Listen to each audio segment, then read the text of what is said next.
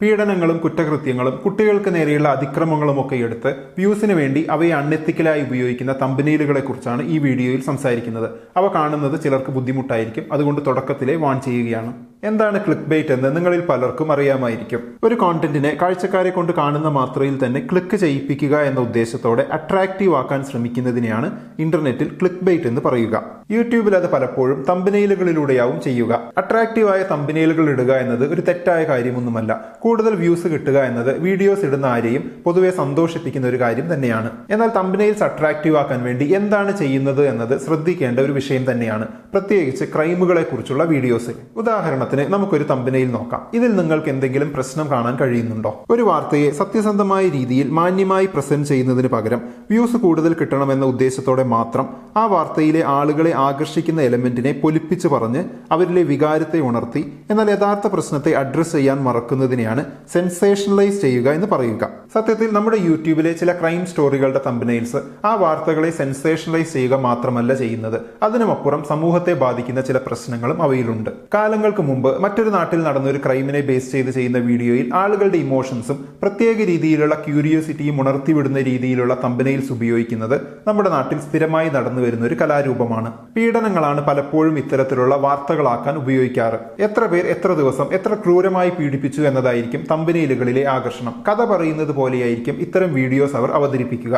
Views നേടുക എന്നതിനപ്പുറം യാതൊരു സാമൂഹിക പ്രതിബദ്ധതയോ എമ്പതിയോ കാണിക്കാത്ത അത്തരം ചില തമ്പനെയിലുകളും അവ സൃഷ്ടിക്കുന്ന പ്രശ്നങ്ങളെക്കുറിച്ചുമാണ് ഇത്തവണത്തെ മല്ലു അനലിസ്റ്റിൽ ചർച്ച ചെയ്യുന്നത്. ഒരാൾ ഒരു ക്രൈം സ്റ്റോറി വീഡിയോ ആയി ചെയ്യുമ്പോൾ അയാൾ തന്നോട് തന്നെ ചോദിക്കേണ്ട ചില ചോദ്യങ്ങളുണ്ട്. അവ ഇതൊക്കെയാണ്: ഉത്തരവാദിത്വത്തോടെ മിതമായ രീതിയിൽ ഫെയർ ആയാണോ ഞാനിത് ചെയ്യുന്നത്? ഞാനിതിൽ ബാധിക്കപ്പെട്ടവരെയും അവരുടെ കുടുംബത്തെയും വേണ്ട രീതിയിൽ മാനിക്കുന്നുണ്ടോ? അവരുടെ ഇമോഷൻസിനും പ്രൈവസിക്കും വില നൽകുന്നുണ്ടോ?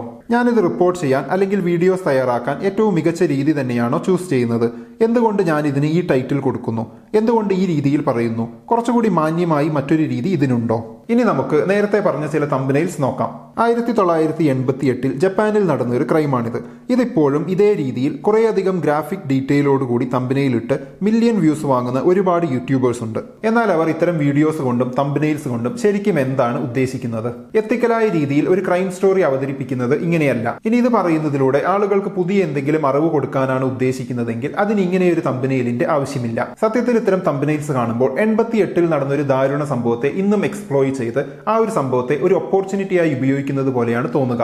തട്ടിക്കൊണ്ടുപോയി ബേസ്മെന്റിൽ തടവിൽ പാർപ്പിക്കുന്ന തരത്തിലുള്ള യഥാർത്ഥ ക്രൈമുകളിൽ പലതും സിനിമകളായിട്ടുള്ളതായി നമുക്കറിയാം. അങ്ങനെ ഒരു സംഭവത്തെ വളരെ മികച്ച രീതിയിൽ കൈകാര്യം ചെയ്തൊരു സിനിമയാണ് റൂം.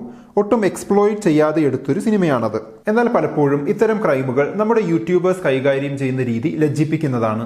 കുട്ടികൾക്ക് നേരെയുള്ള ക്രൈമിനെ ഏറ്റവും കെയർഫുള്ളായും ഒട്ടും സെൻസേഷണലൈസ് ചെയ്യാതെയും അവതരിപ്പിക്കണമെന്നത് സാമാന്യ ബോധമുള്ള ഒരാൾക്ക് പോലും അറിയാവുന്ന കാര്യമാണ്. എന്നാൽ അതിലെ കുട്ടി എന്ന എലമെന്റിനെയാണ് നമ്മുടെ യൂട്യൂബേഴ്സിൽ പലരും ഇത്തരം സ്റ്റോറികളിൽ മെയിൻ അട്രാക്ഷൻ ആക്കി മാറ്റുക. നമുക്കൊരു ഉദാഹരണം നോക്കാം. ഈ തമ്പനെയിലും അതിലെ വാചകങ്ങളും മനുഷ്യരിലെ എത്തരത്തിലുള്ള ക്യൂരിയോസിറ്റിയെയാണ് ഉണർത്തിവിടുന്നത് എന്നൊന്ന് ഓർത്തു നോക്കൂ. ഒരു ചെറിയ കുട്ടിക്ക് നേരെയുള്ള ലൈംഗിക പീഡനത്തെ എത്രത്തോളം സെൻസേഷണലൈസ് ചെയ്യാമോ അത്രയും ഈ തമ്പനെയിലിൽ ചെയ്തു വെച്ചിട്ടുണ്ട്.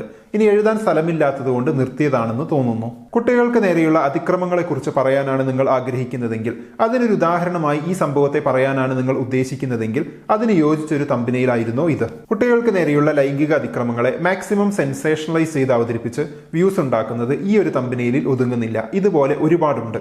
ഈ അടുത്ത് നമ്മുടെ നാട്ടിൽ നടന്നൊരു സംഭവത്തെ പോലും ഇത്തരത്തിലാണ് ഇങ്ങനെയുള്ളവർ ഉപയോഗിക്കുന്നത്. ആത്മഹത്യകളെ സെൻസേഷണലൈസ് ചെയ്യുന്നതാണ് അടുത്തത്. ഈ അടുത്ത് നമ്മുടെ നാട്ടിൽ സ്ത്രീധന പീഡനം കാരണം ഒരു സ്ത്രീ ആത്മഹത്യ ചെയ്തതിനെ തുടർന്ന് അതിനെ മാക്സിമം സെൻസേഷണലൈസ് ചെയ്ത് വന്ന വീഡിയോസിന് കയ്യും കണക്കുമില്ലായിരുന്നു. ആത്മഹത്യാ വാർത്തകൾ വല്ലാതെ ആഘോഷിക്കപ്പെടുമ്പോൾ വൾണറബിൾ ആയ ചിലർക്ക് അതൊരു ട്രിഗറായി മാറാറുണ്ട്. അതിനെ വെർദർ എഫക്ട് എന്നാണ് പറയുക. അതായത് ഒരാൾ ആത്മഹത്യ ചെയ്താൽ അവരുടെ പലതരത്തിലുള്ള ചിത്രങ്ങൾ തുടർച്ചയായി ഉപയോഗിച്ചുകൊണ്ട് അവരെങ്ങനെ ആത്മഹത്യ ചെയ്തു എന്നതൊക്കെ തുടർച്ചയായി ഉത്തരവാദിത്തമില്ലാതെ ചർച്ച ചെയ്യുന്നവർ വൾണറബിളായ മറ്റു ചിലരെ കൂടി ആത്മഹത്യയിലേക്ക് തള്ളിവിടുകയാണ് ചെയ്യുന്നത്. ഈ പറഞ്ഞതിന്റെയൊക്കെ അർത്ഥം ഇങ്ങനെയുള്ള വാർത്തകൾ ചർച്ച ചെയ്യരുത് എന്നതല്ല. എന്നാൽ എത്രത്തോളം ഇങ്ങനെയുള്ള ട്രിഗർ ഫാക്ടേഴ്സിനെ മാറ്റി നിർത്തി ചെയ്യാൻ പറ്റുമോ അങ്ങനെ ചെയ്യുന്നതാണ് അതിന്റെ ശരിയായ രീതി. ആത്മഹത്യയെ ആഘോഷമാക്കി മാറ്റുന്ന, ഇമോഷൻസിനെ എക്സ്പ്ലോയിറ്റ് ചെയ്ത് കാശുണ്ടാക്കാൻ ശ്രമിക്കുന്ന ട്രെൻഡിനെ ഇനിയും അഡ്രസ് ചെയ്യാതിരിക്കുന്നത് വലിയ അപകടമാണ്. ആത്മഹത്യയുടെ സാമൂഹികമായ കാരണം കണ്ടെത്തി അതിനൊരു സൊല്യൂഷൻ നൽകാൻ ശ്രമിക്കുന്നതിന് പകരം ആ ആത്മഹത്യ കാരണം ആളുകളിൽ ഉണ്ടായ ഇമോഷനെ മുതലെടുത്ത് ആത്മഹത്യ ചെയ്ത പെൺകുട്ടിയുടെ ഫോട്ടോ സഹിതം 10-20 വീഡിയോസ് അടുപ്പിച്ച് പടച്ചുവിട്ട് അനുകൂല സാഹചര്യത്തെ മാക്സിമം മുതലെടുക്കാൻ ശ്രമിക്കുന്ന പ്രവണത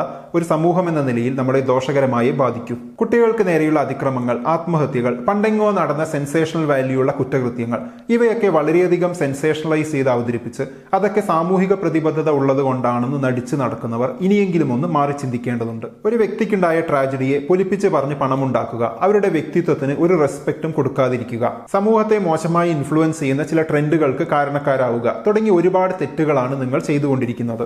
ഇനിയും ഇതിലൊക്കെ എന്താണ് തെറ്റ് എന്ന് കരുതുന്നവർ, ഈ തമ്പനീലുകളിൽ കാണിക്കുന്ന ബാധിക്കപ്പെട്ടവർ നിങ്ങൾക്ക് വേണ്ടപ്പെട്ട ആരെങ്കിലും ആണെങ്കിൽ എങ്ങനെയായിരിക്കും നിങ്ങൾ അതിനോട് പ്രതികരിക്കുക എന്നൊന്ന് ചിന്തിച്ചു നോക്കിയാൽ മതി. എന്താണ് ഇതുപോലുള്ള അൺഎത്തിക്കലായിട്ടുള്ള തമ്പനീലുകളെ കുറിച്ചുള്ള നിങ്ങളുടെ അഭിപ്രായം? കമന്റ് ബോക്സിൽ എഴുതുമല്ലോ. നമുക്ക് അടുത്ത വീഡിയോയിൽ വീണ്ടും കാണാം. ബൈ.